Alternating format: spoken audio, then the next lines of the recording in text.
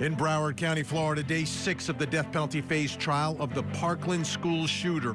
Prosecutors don't have to prove the shooter is guilty because he has already entered a guilty plea. But they are putting on evidence of everything he did and everything that happened that day as they tried to get him put onto death row.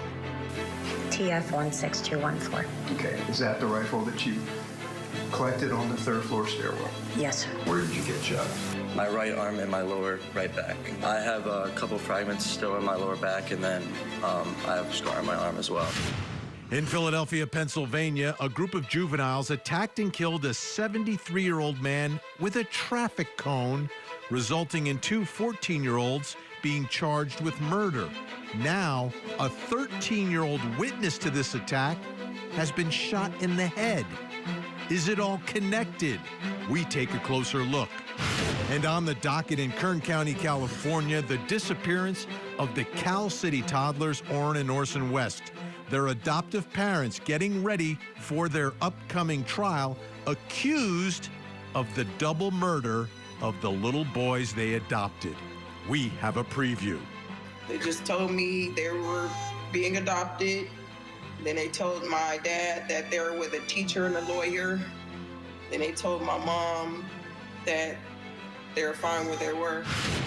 Plus, in Fairfax County, Virginia, Johnny Depp has responded to Amber Heard's notice of appeal by filing his own notice of appeal. Tonight's 13th juror question: will this ever end? Get ready. This hour of closing arguments starts right now.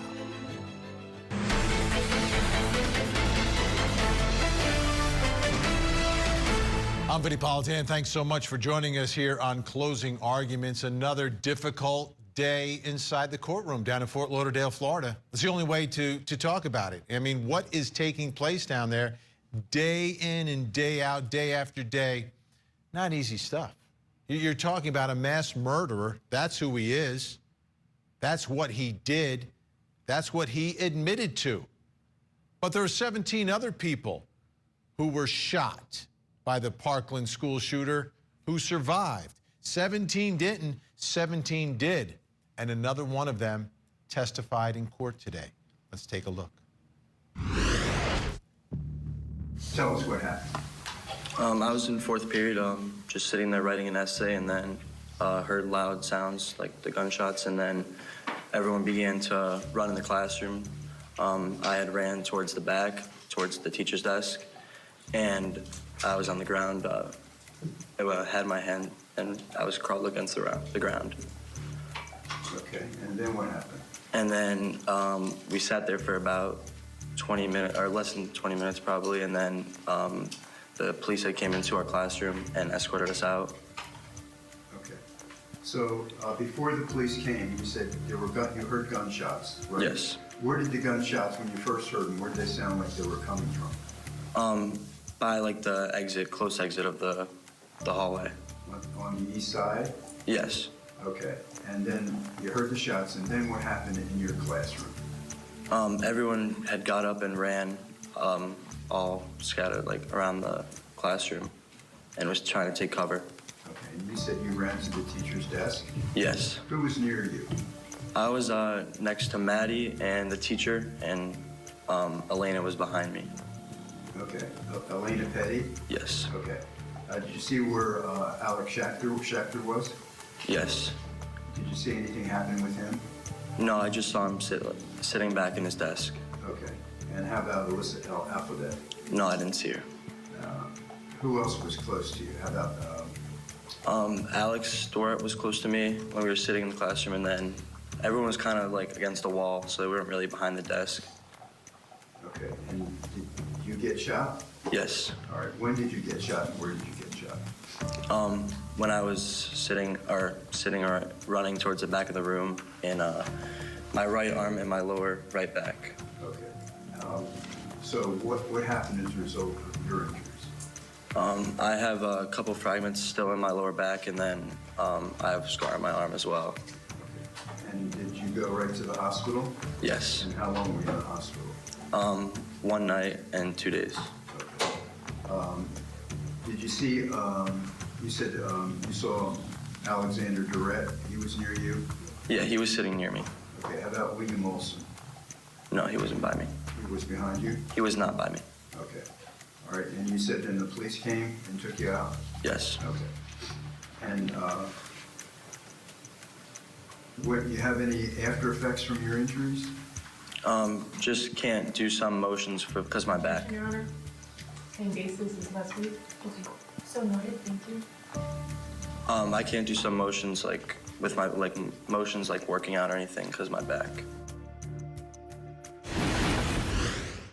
Incredible composure by that young man. Justin Colton is his name, one of the survivors. And you heard the little objection there at the end. You know, the defense doesn't want the jury to hear, like, the impact of this crime on the victims. They're trying to keep that away from the jury. But the jury's getting to hear it, folks, from the survivors. Like, okay, it's the guy who shot him. So, all right, he shot you, and now this is what my life is kind of like. These are some things I can't do. Jury getting the full picture inside that courtroom. Let's bring in Court TV legal correspondent Julia Janae, joining us live tonight from Fort Lauderdale, Florida. Julia, great to see you. What other victims were in the room with Justin during this shooting? Several victims, Vinnie. He showed such strength on the stand today because not only was he injured and saw other people who were injured and then have come into the courtroom to testify about it, but there were several people who lost their lives in that classroom, 12-16. I want to show you the path that Cruz started on because these killings were early in his route through this school. This is also going to be how these jurors move through the school. He entered building 12 and he fired those first rounds from the AR-15 style rifle. And then just a minute later, he moved to the end of the hallway. That's where 3 students were killed on that first floor. There was also a staff member, a coach at 2:22 p.m. who was killed, and that athletic director, rather, near the first floor exit. And then he ended up in 12-16, and that's where Justin Colton was. He fired into that classroom, wounded 5 and killed 3 students. And you heard Colton saying their names. Names we're hearing often when we are hearing this testimony. These jurors are shown their in-life photos. We have those photos for you as well. Elena Petty, 14 years old. She was a member of the JROTC. She was a volunteer for hurricane relief. And Alyssa Aldahaf, she was a soccer player from New York. And there in the middle, Alex Schachter, 14 years old. All 3 of these young children were 14 years old. He was in the marching band and he played trombone. And you probably noticed his dad in the gallery. He looks very intense when he's watching this all unfold inside of that courtroom. We've had many of our viewers comment wanting to know who he is because they have seen him a fixture. Many of these loved ones are fixtures inside of the courtroom. But he's actually on Twitter put out a call to, you see him there in the back corner with the purple shirt. He wants all elected officials to be joining them in the gallery so that they can bear witness to what is happening in this trial, but also he wants to make sure that the failures that happen at Parkland don't repeat themselves. Those poor parents, those poor kids, it should not have happened. Now, the jury was also shown some evidence today of what the Parkland school shooter had on him on the day of the shooting? Right, that was shown to them in open court, the actual evidence, including the rifle, the one we just mentioned. We talk about his path through it. So we have some video. A lot of that came through one of the crime scene detectives. There's a prosecutor handing that to Gloria Crespo, along with this rifle being shown, and it stayed in court. It stayed first on the floor, and then the defense wanted to note that it was there and perhaps should be put away, and the prosecution then put it up on a table, but it still remained there in the courtroom with the jury today. They also saw the headset that he abandoned and left in a stairwell, and he was wearing tactical gear, so there was a vest that he was wearing or planning to wear, that was also found in the stairwell. We know that he shed a lot of these things as he blended in with those students. Inside of that vest, there was a police badge of sorts that had the name Roger Cruz on it. That was his adoptive father, who died more than 10 years before that in 2005. And we were able to actually look at this evidence close up afterward because it's not really shown closely to the people in the gallery. But in looking at that, it actually says on there, Nassau County, New York, the affiliated and support of the Nassau County Police Reserve. So we don't know why that would have been on his person while he was in this rampage, but that was something that was shown to this jury inside of the courtroom. A lot of those things abandoned in the stairwell. Now, another big part, the jury view here. What's the status of the jury view, and what is the actual conditions at the scene of this mass murder? The jury view is imminent. We know that it could happen at any time. They are being tight-lipped about the timing because they do want to protect this jury when they do travel out there, but we just know to be prepared because at any time they could call for this jury to be transported 40 minutes away to the Marjorie Stoneman Douglas High School. They will go into building 12. And we know that it has been barricaded off. There are fences around it. It's locked. It has been preserved for the last 4 years. That's building 12 there. And what we know about the condition comes from a defense motion that was just filed this year, so 4 years later in March. And they're actually objecting to this condition that it's in. They want someone to go in and sanitize it before these jurors are there because they say that there's blood, dried blood, and bodily fluids that still remain in this crime scene, that there's everything. As these students left it, the remains of Valentine's Day cards and candy boxes. It was Valentine's Day that day.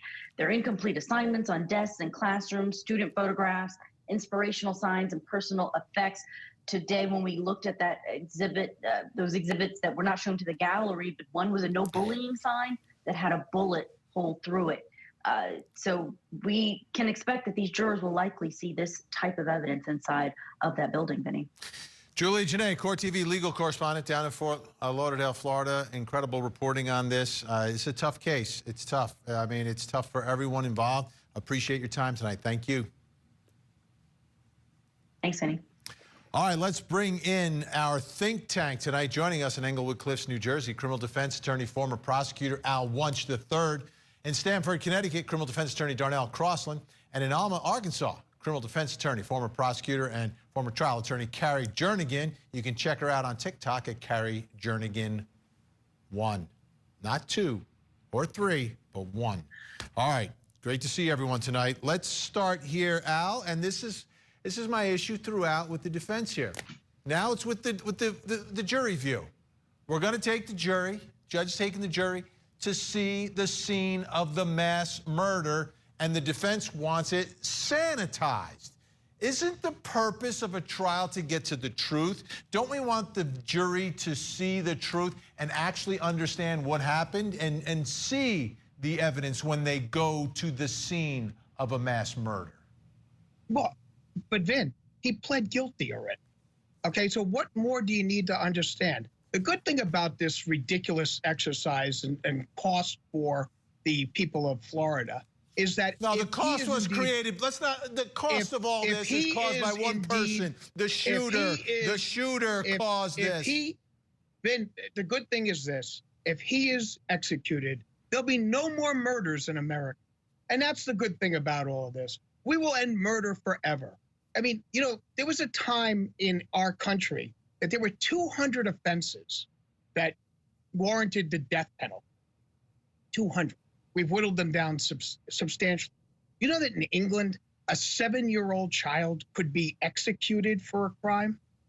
I mean, this is ridiculous. This guy was a kid. He's not 7. Okay? But Leopold and Loeb were 18 and 19. Okay? And I would tell everyone in this audience to go take a look at Clarence Darrow's closing argument in that trial. That was a 12-hour closing argument. Slightly longer than anything that Darnell does in his moot court competition that he's so proud of. But other than that, 12 hours. that he stood up there and talked about the situation with regards to what is this punishment going to do?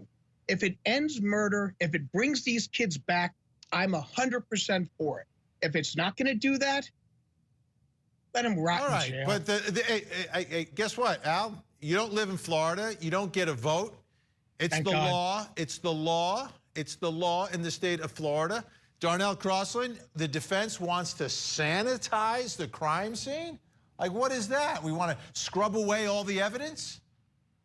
No, the evidence is these people were killed. We know they were killed. Murdered, not killed, murdered. We know they were murdered. Well, yeah, Let's that's use the the same M word thing. tonight. So they were murdered brutally, and I don't think we need to waste time, such as the examinations I saw where the prosecutor was asking this young man who, as you said, spoke very calmly, very collected. He did a good job up there, in spite of the fact that he got shot in the back. Well, the prosecution wanted to know, where did you hear the gunshots coming from? As though it's still in dispute who shot these kids. So that's the type of stuff that I say, come on. You know, like you said, we've seen murder trials that take way less time than this, the trial itself. So why are we going through that? Because if you're going to ask a jury to make a decision like this, shouldn't they know everything? Shouldn't they know? They shouldn't know everything? No, they don't need to know. They don't need to know where the shots were coming from. The man said, I shot them. It's not in dispute. What am I missing? You want them here? to make a decision about recommending life or death and not know all the facts firsthand? No. You're putting words in my mouth. I'm saying that they don't need to know little details like where the shots were coming from. They need to know who shot these kids, what circumstances that they were shot under, which they're doing. But they can cut this thing down tremendously, as Al said, and save a whole lot of money. And I think that's all I'm saying. Defense attorneys always want to save money. I don't understand. They're always pinching pennies, like we're going to save money. Like the prosecutors are the prosecutors. They're actually on salary, so it's not costing any extra money.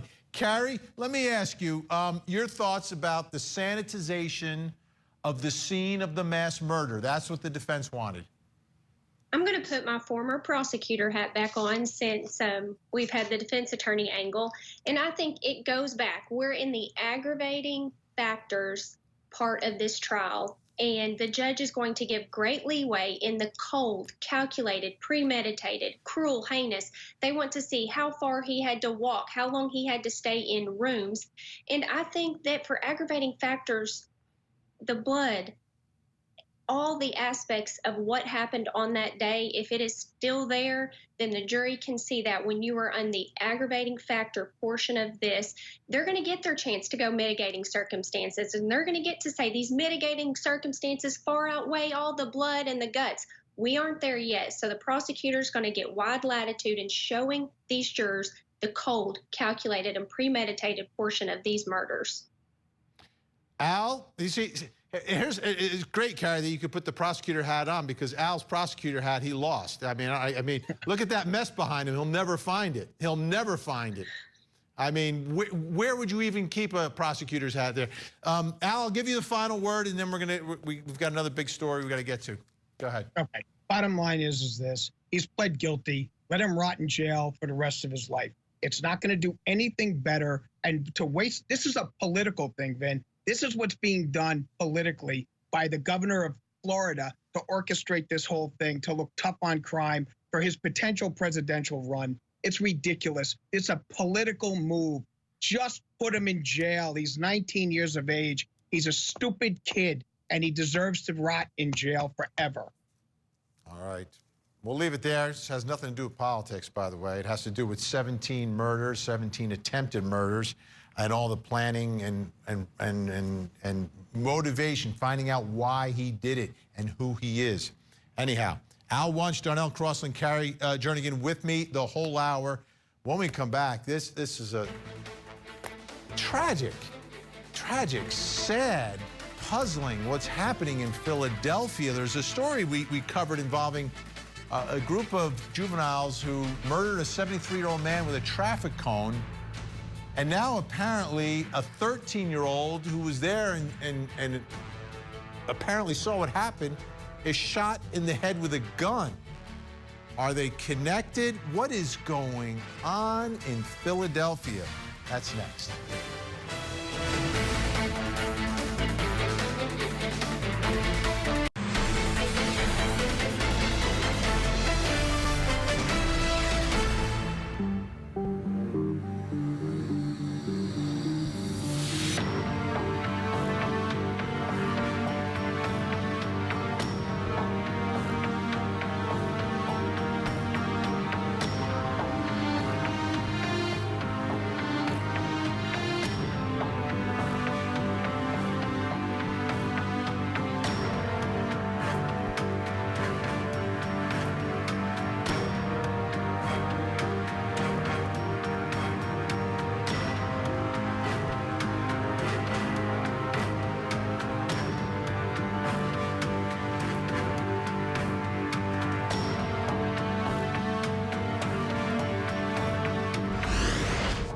That was surveillance video released by the Philadelphia Police Department after a 73-year-old man died as a result of his injuries after a group of teenagers repeatedly beat him with a traffic cone back in June.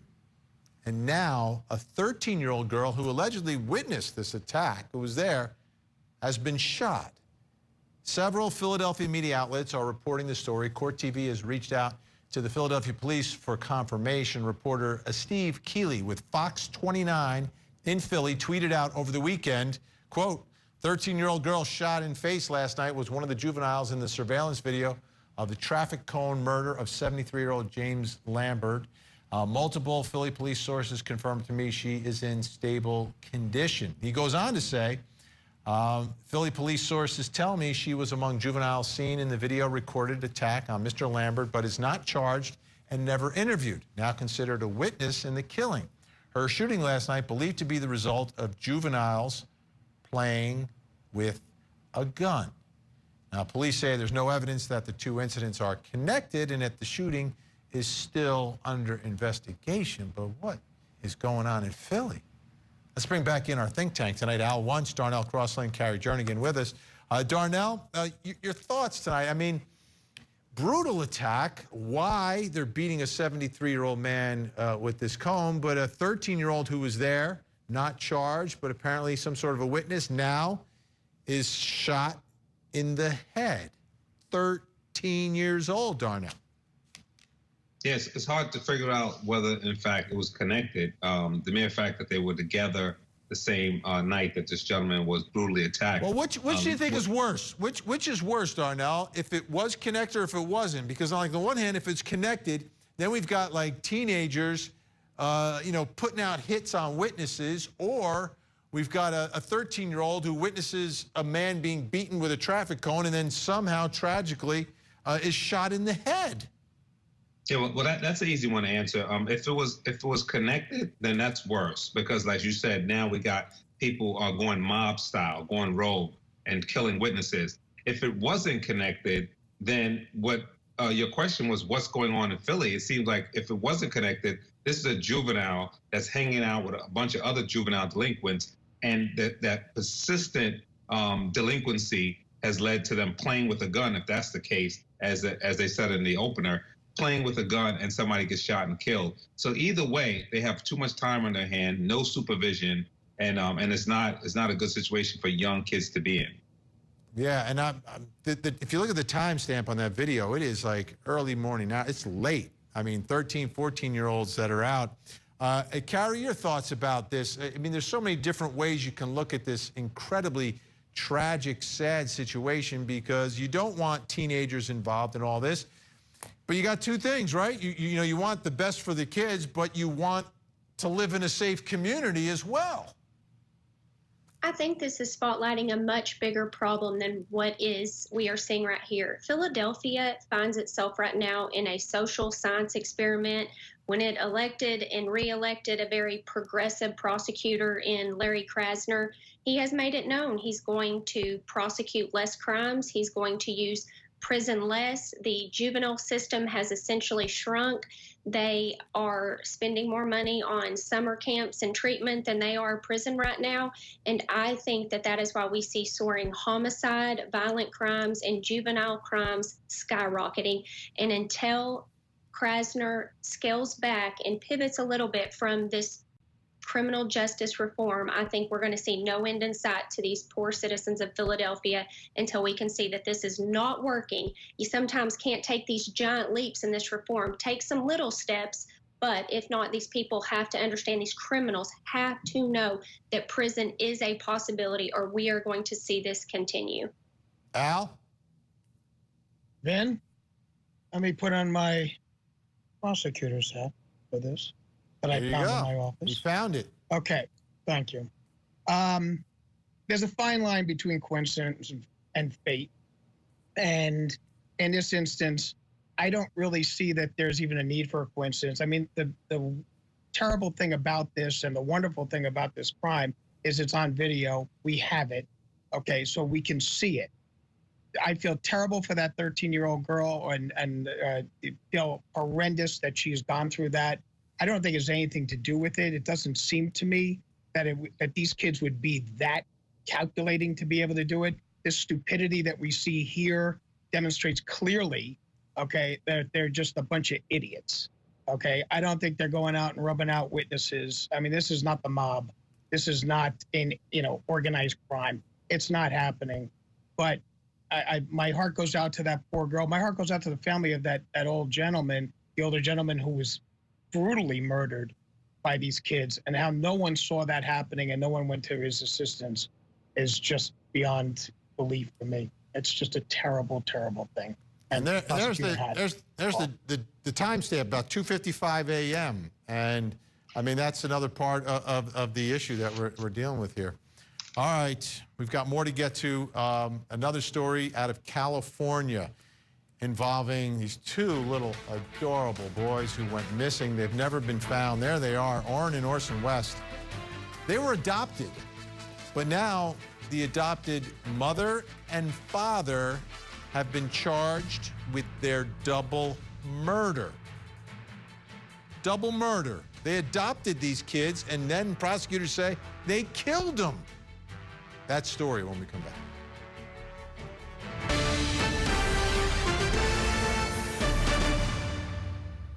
I did what they asked me to do. I went to parenting classes and I got my parenting certificates, and they wanted me to go to Ebony Counseling, and I did that. I did not complete that. That was for a reason, though. And they just gave up. They just told me they were being adopted. Then they told my dad that they were with a teacher and a lawyer. Then they told my mom that they were fine where they were.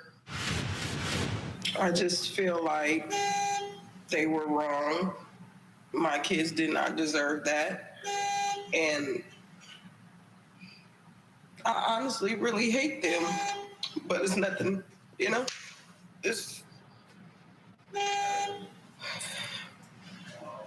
they were just wrong.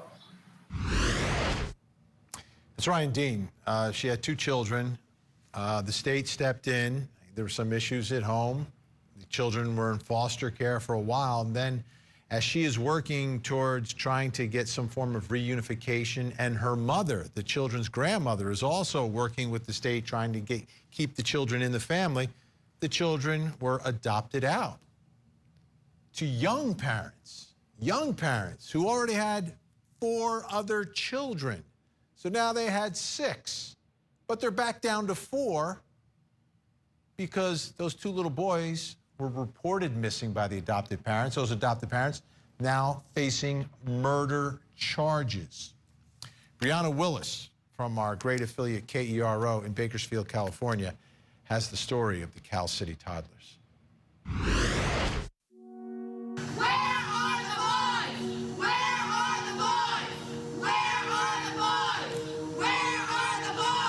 It was December 21st, 2020.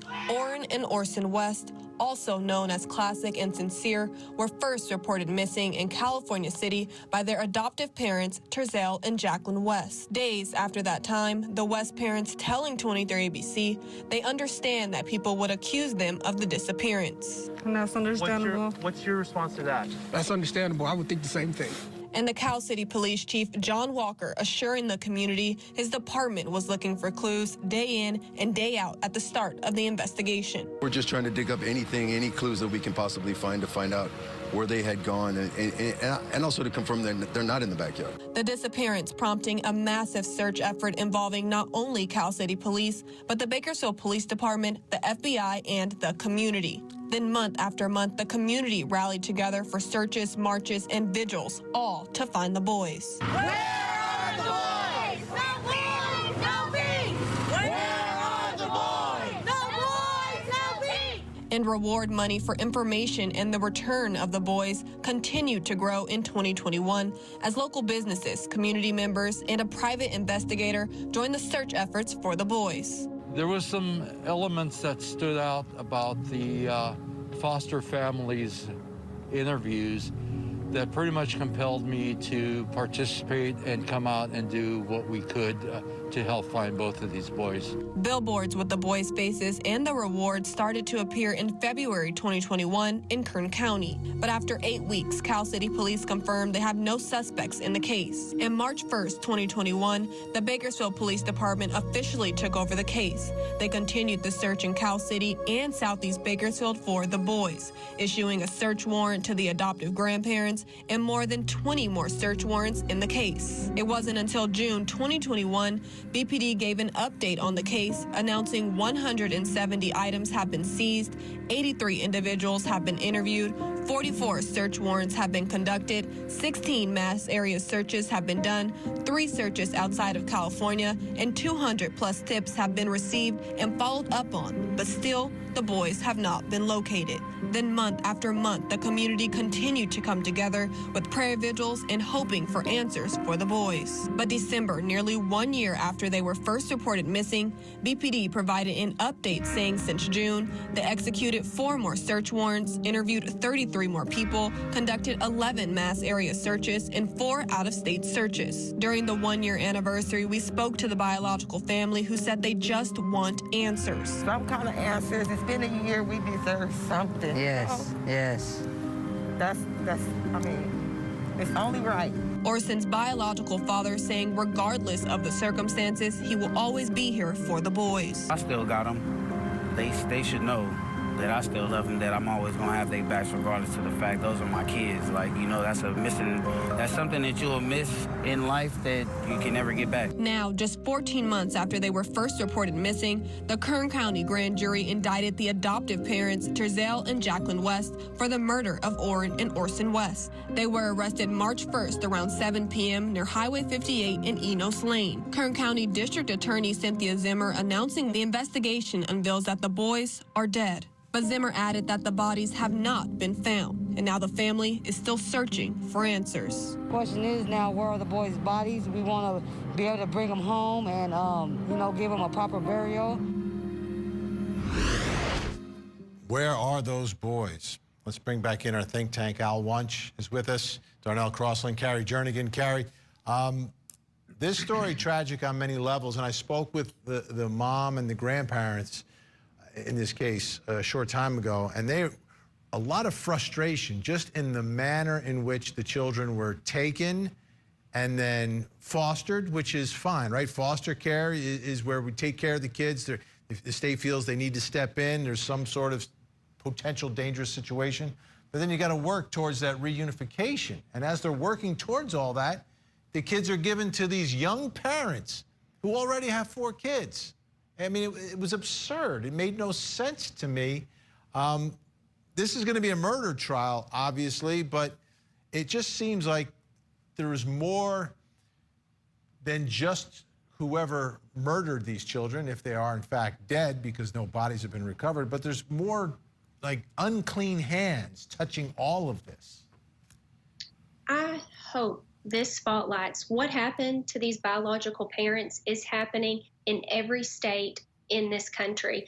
I have personally represented these parents who get these children stripped from them. They get these parenting plans, and you work through these parenting plans. It takes months and months to get court dates. And then by that time, the department is saying, well, they've been with this family for 6 months. They bonded.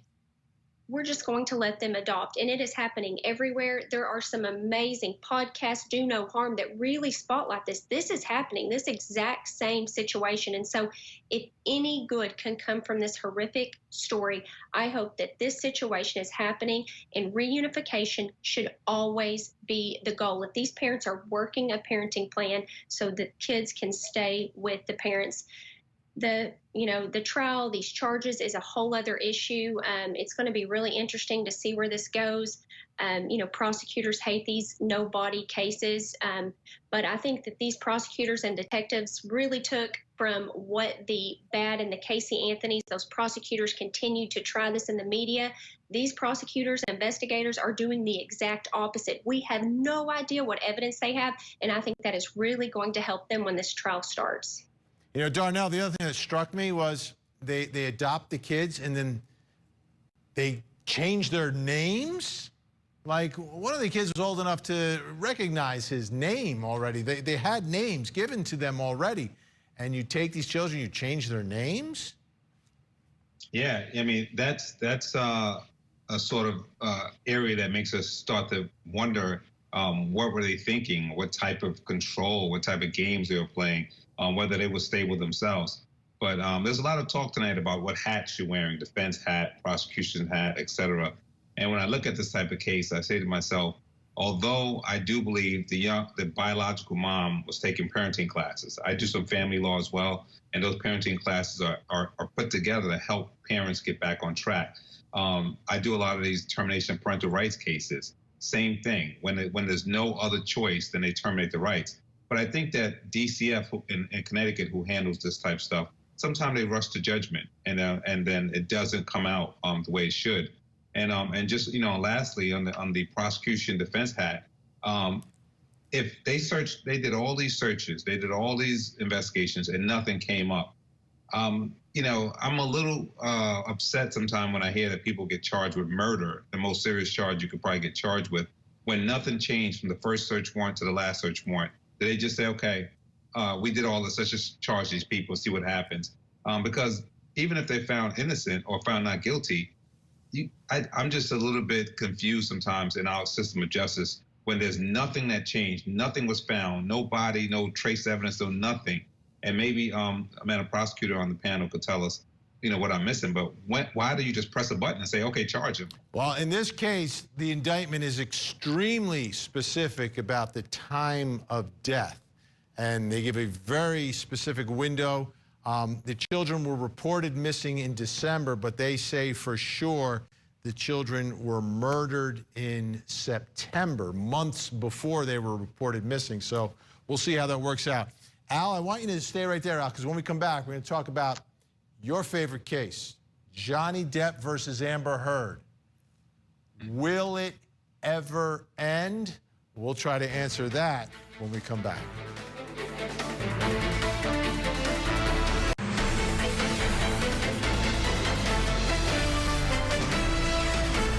Over and over again, the most intimate, embarrassing, deeply humiliating and personal things that I've survived are used against me every day, over and over again. It's torture. I'm in so much pain emotionally. I just wanted him to leave me alone. I wanted to move on with my life. And he won't let me. By making statements like this, he won't let me. So I was always a very private person. So for me to come up here and stand before you, or sit before you all, and spill the truth is quite exposing. And it's unfortunate that it's not only exposing for myself, it's exposing for my family. It's exposing for Miss Heard. It's exposing for, it never had to go in this direction. And so I can't say that I'm embarrassed because I know that I'm doing the right thing. So here's the latest. You know, Amber Heard filed her notice of appeal. Now Johnny Depp, in response, has filed his notice of appeal. So while in the beginning, you know, she said she never wanted anything to do with this and Johnny pushed the trial, now the shoe's on the other foot and Johnny just wants to walk away and say, it's time to heal, pay me my money. And Amber Heard wants it to continue. Will it ever end? 13th juror comment of the day coming from Sue, who says, yes, this will end when Amber Heard's appeal is denied because there's no legal reason to overturn the jury's decision. Al Wunsch, will this ever end? Depp v. Heard. Ben, America would have snored through the Sermon of the Mount, but they labor like legal scholars over this debacle of a trial. It will never end. Even when it's done, even if her appeal is denied, which it probably will be, it'll still be a source of every type of social media humanly possible. It'll never end. It is just an absolute travesty. And as I've said before, and I'll say again, it's the end of the world as we know it, and I feel fine. Karen tonight, this is just Johnny Depp's lawyers dotting the I's, crossing the T's. The only one who can stop the madness is Amber Heard, and it looks like she's not going to let go. Carrie, Jernigan, will this ever end? This case is going to have more sequels and prequels and spinoffs than the Pirates of the Caribbean. I think we will eventually see law school classes, year-long classes dedicated to this case, and so I do not see an end in sight. I think we will be here for a few more years, and we may have a retrial that could come in the future. Probably not, but you never know. Yeah, and we could have Professor Wunsch teaching that class. I mean, that would be kind of scary for the kids, though. I would say that. Cindy tonight, I was feeling sorry for her and was hoping he wouldn't make her pay the damages, but now I hope he gets more and she's ruined for life. Didn't learn her lesson the first time. Darnell, Crosland, will this ever end? Absolutely. So the whole thing that we've learned so far is that the insurance companies paid for a lot of this. I don't think they'll be paying for the appeal. So the question is, whatever steam or vapors is handling the appeal, those vapors will end. Unless Elon Musk steps in and pays the bill, they will end. Johnny's team, I think they didn't even need to file an appeal. They should just let hers get denied and keep it moving, but they just had to get the one up on each other. But again, shortly we'll see that the money's gonna run out and then the matter will be done. Insurance covers the appeal. All right. Thank you, Professor. Al Wunsch, Darnell, Crosland, Carrie, Jernigan. Appreciate it. We'll see you again real soon.